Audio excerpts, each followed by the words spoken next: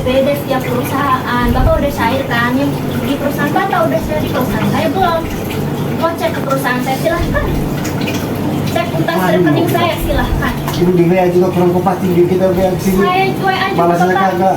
Saya balas kamu mau Mana ibu mau lihat scroll WA-nya? mana coba? Ibu lihat aja. Mereka saya balas. Ibu bisa minta ibu pulang jam berapa? Biar SP enggak punya mana? Surat tugasnya mana coba lihat. Sini dulu kalau SPPI-nya mana?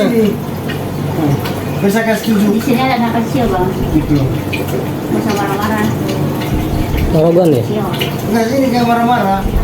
Marah-marah bagaimana? Ini arogan ini? Maksaan ini. Ini capek loh kesini dulu berapa kali kita bermain di sini. Minta tolong ibu. Ibu minta tolong ketemu loh. Nah, Ini guys ya ini lihat nih. Kredipo ini. gitu loh. Ibu janji kayak gitu. Ini kredipo nih. Mana? Minta surat tugasnya dikasih nih. Coba surat tugasnya mana? Kamu duduk sini biar saya kasih juga. Ini kan saya di sini. Ini rumah saya. Gitu. Ini rumah saya. Anda tamu. Biar kalau kamu mau lihat surat tugas sini duduk sini. Yang mana coba tunjukin? Kamu duduk sini sopan kan? Nah, Kamu bicara situ yang sopan tuh di sini ke rumah saya. Gitu loh. Situ tamu. Saya berhak nggak datang ke sini? Berhak ya, berhak nagih ya nagih. Tahu kan berhak kan? Nah, kan ini mau minta surat tugas saya, kamu duduk tanya Pak mana surat tugas saya kan kasih. Lihat ya, ini keluarga saya. Tuh, ini keluarga saya. Gitu loh. Ini tamu nih. Kredipo katanya. Lu video aja. Ya udah. Dia katanya mau nunggu sampai mau subuh juga.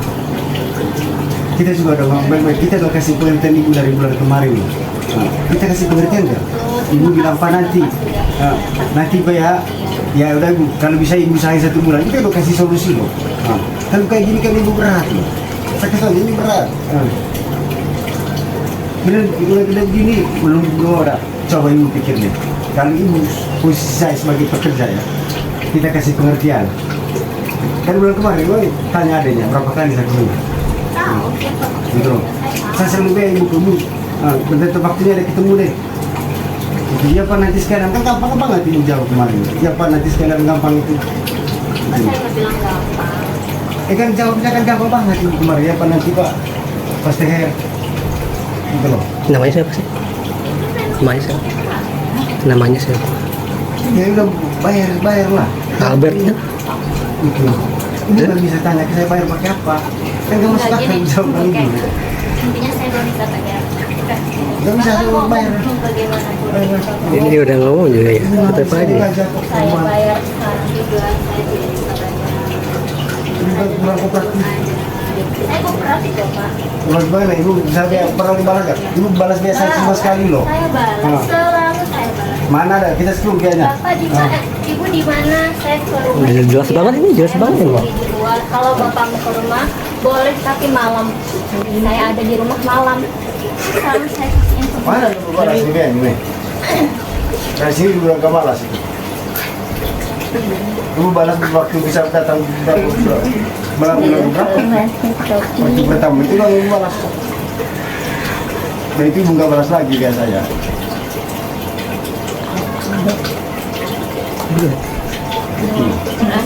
Jalan ya, saya buat balas karena kan ini udah jam 10. Harusnya Bapak udah tahu dong.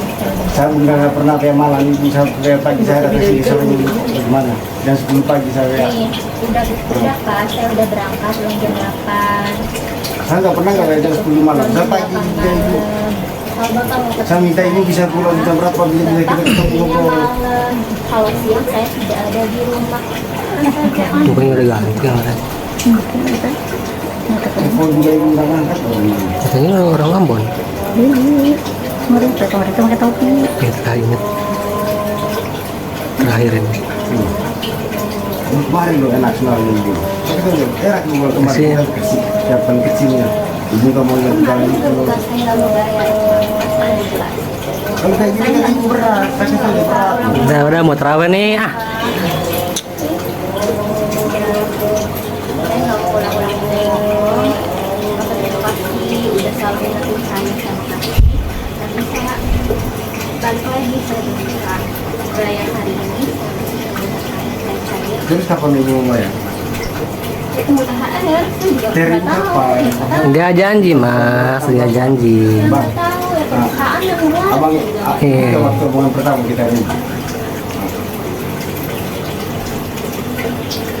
Kamu viral ini, itu. Iya. Kita ngomong pertama. Iya. Iya. Dari bulan kemarin saya tanya di ini, kalau misalnya politik saya suruh baru bulan kemarin. Oke, Ada anak kecil. Bang Albert, pelan-pelan ada anak kecil. Kita udah baik-baik loh dulu. Tapi ibu, Tenang aja, ini Pak. maksudnya gini, Nadanya ibu, jangan maaf ya. Nah, ibu, kita selama ini kurang baik apa ini? Ya kan? Ya udah, beresin ibu. Nah, ibu buka bayar sendiri deh. Nah, tapi ibu nggak mau jalan nih. Gitu loh. Masa jangan satu orang berkali-kali loh. Ibu. Ingatin capek juga orang kan. Orang ingatin cuma sekali 2 kali. Udah itu jalan ini. Itu loh. Di dekat. Masa ingatkan berkali-kali. Di dekatnya. Saya juga nggak mau kesini. Nah, kalau ibu nggak punya tiga kan ngapain kita kesini? Kalau ibu udah bayar kita kesini nggak? Enggak kan? Coba deh. Disuruh nunggu aja sebenarnya.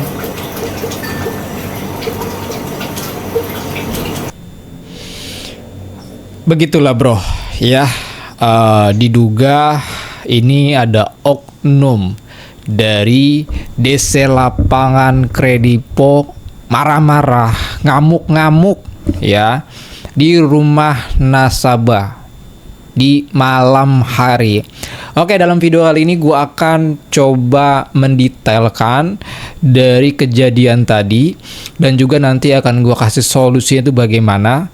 Ini sangat penting sekali yang perlu teman-teman harus ketahui agar teman-teman tidak salah langkah di saat teman-teman didatengin DC lapangan dari pinjol manapun. Dan terutama nantinya akan gua kasih tahu caranya itu bagaimana di saat teman-teman didatengin DC lapangannya biar tidak marah-marah dan tidak ngamuk-ngamuk. Tolong teman-teman perhatikan video ini baik-baik dan kita akan masuk saja ke dalam pembahasannya.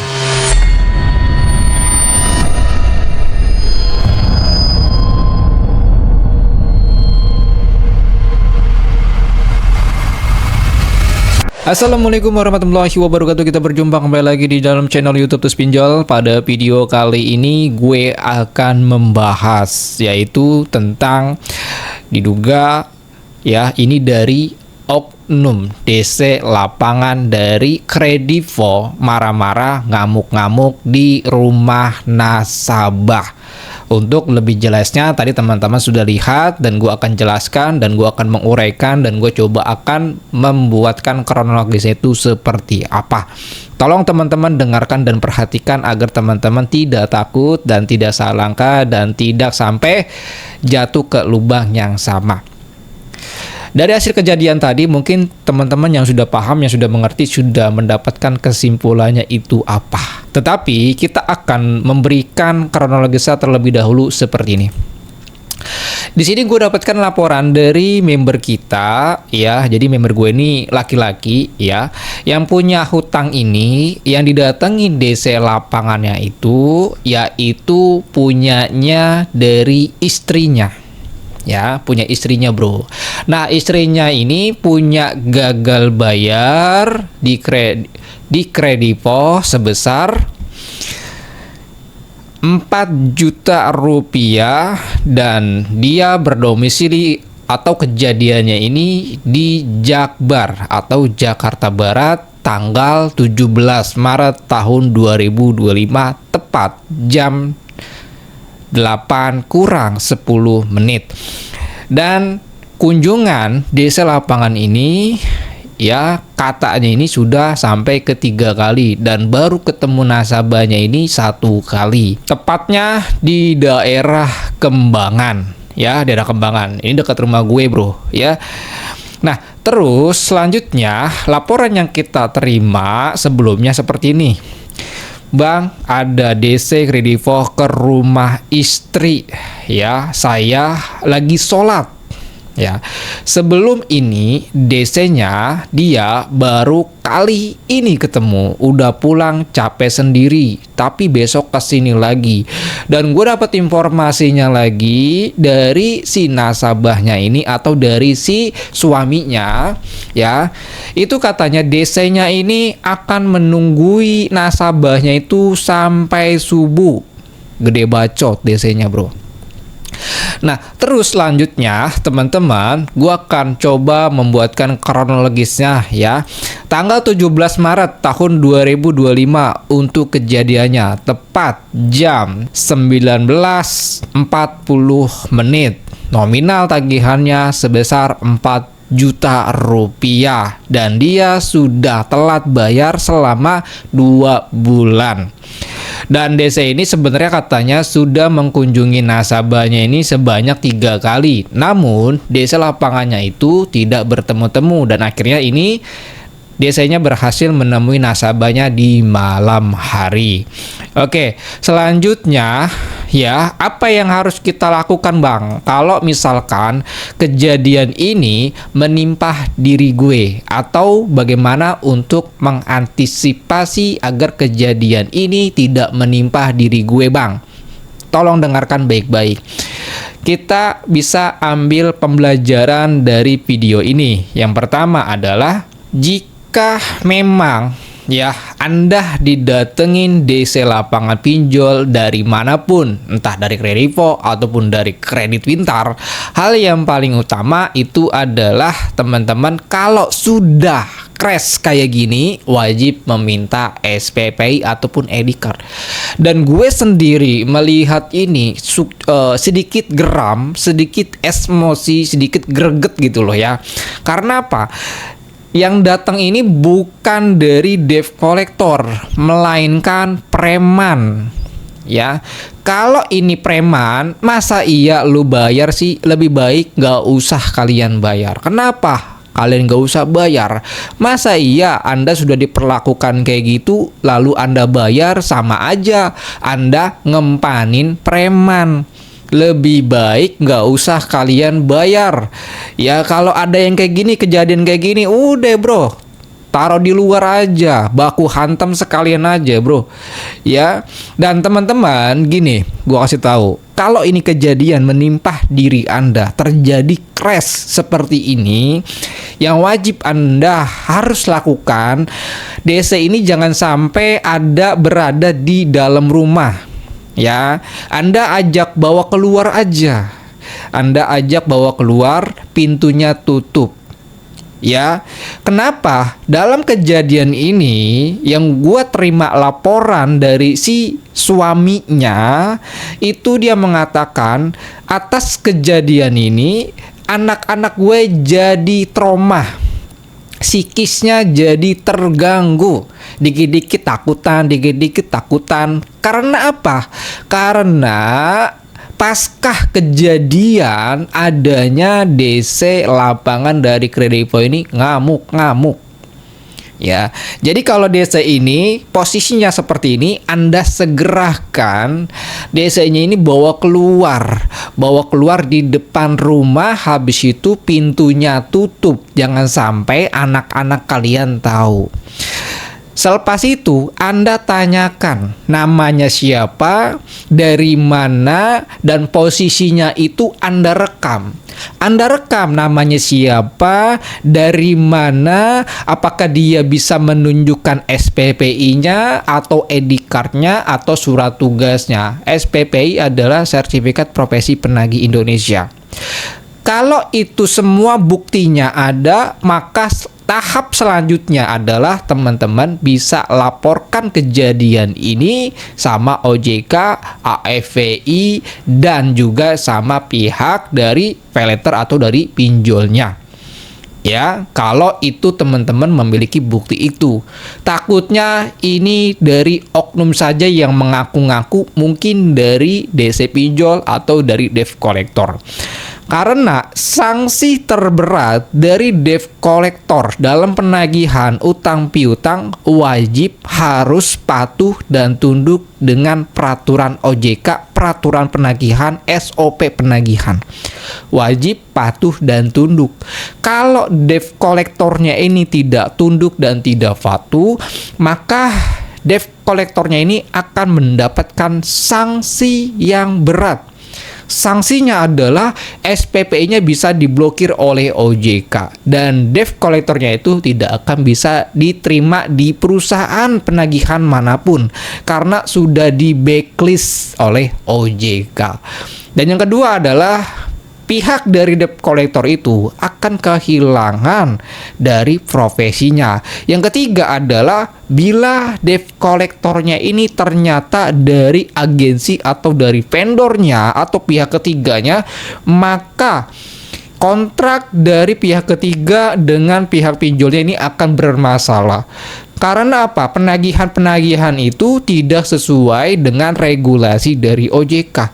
Makanya sebenarnya bro, resiko yang terberat itu adalah dari DC lapangannya. Ketika debt collectornya itu menagihnya tidak sesuai dengan SOP gitu loh. Tidak sesuai dengan SOP. Oleh karena itu teman-teman, sekali lagi, kalau ada kejadian seperti ini, Anda tanggapi dengan santai dan tenang. Yang Anda harus lakukan adalah wajib harus tahu nama asli dia sesuai dengan KTP, ada SPP-nya, ada ID card-nya. Kalau tidak ada dari ini semua, wajib teman-teman usir paksa atau panggil RT. Kalau ada unsur ancaman, pengancaman, wajib Anda bisa laporkan kepada pihak yang berwajib. Hukum tindak pidana dalam konsep penagihan seperti ini sangat dekat sekali di mata hukum. Ya, kalau debt collectornya ini melanggar peraturan seperti pengancaman. Ya, ini sebenarnya debt collectornya ini dengan ancaman tindak pidana ini sangat dekat sekali bro. Berbeda dengan Anda sebagai nasabah. Jadi saran gue adalah ketika teman-teman mendapatkan hal yang serupa dengan video ini, nggak usah kalian bayar. Nggak usah kalian bayar gitu loh. Karena preman, masa iya preman lu kasih duit kok. Jangan dikasih. Ya, selepasnya pasca kejadian ini, bila orang ini masih nge-WA Anda, masih menagih Anda, nggak usah kalian tanggapi. Blokir saja bila perlu nomornya. Dan jangan coba-coba membales chat DC. Dan perlu Anda ketahui, dia kalau ngancem Anda, saya akan datang terus-terusan. Saya akan tetap di sini menagih sampai subuh. Itu cuman gertakan sambel. Kenapa? Catatan pentingnya adalah bahwa debt collector itu dia bisa datang ke rumah Anda, dia bisa menagih Anda, dia bisa berbuat seperti itu karena dia kerja, tuntutan kerja. Alias mereka disuruh. Ya, disuruh lalu dibayar. Makanya dia mau. Ya, kalau dia itu sudah resign, sudah dipecat, nggak bakalan dia ngelakuin kayak gitu bro. Jadi yang terpenting itu adalah bagaimana menghajar profesinya bila terjadi pelanggaran penagihan. Kalau teman-teman mendapatkan bukti lebih jelas, lebih dapat semuanya, laporkan kepada pihak OJK, AFVI, dan pinjolnya. Kalian tuntut aja, minta debt collectornya itu untuk dipecat. Apalagi ingat, ini sebentar lagi mau menjelang Idul Fitri. Tentunya pihak-pihak penagihan ini akan lebih barbar menagih Anda. Tapi teman-teman gak usah takut dengan semua itu. Jangan takut. Semakin dia barbar, maka konsekuensi yang terberat adalah kepada debt collectornya. Dia nagih nasabah dengan cara barbar, lalu dilaporkan sampai ke OJK, sampai ke pihak manajemennya, sampai ke pihak internalnya atau in-house-nya. Maka yang terjadi adalah debt collectornya itu akan dipecat. Apalagi menjelang Idul Fitri, debt collectornya dipecat, nggak dapatkan THR, nganggur pula. Siapa yang lebih rugi? Tentunya dari debt collector. Atas kejadian ini kita bisa mengambil ya kesimpulan bahwa pihak dari Kredivo ini seharusnya lebih ketat lagi, terutama dalam proses penagihan di lapangan. Jangan menerjunkan pihak-pihak penagihan itu berasal dari preman jalanan. Cari orang-orang yang memang terlatih dan orang terdidik, yang orang-orang benar-benar memiliki pendidikan yang formal. Kenapa? Agar memiliki attitude dan bahasa yang sopan. Tetapi kalau dia merekrutnya dari gerombolan-gerombolan seperti preman jalanan, maka yang terjadi itu adalah penagihan dengan cara premanisme. Solusi yang terbaik adalah gagal bayar kalau sudah kejadian seperti itu. Dan jangan coba-coba menjanjikan pembayaran dan usir paksa bila terjadi kericuhan dan sampai dia benar-benar belum memiliki SPPI atau tidak memiliki SPPI. Mungkin gitu aja informasi yang gue sampaikan. Assalamualaikum warahmatullahi wabarakatuh. Salam galbay.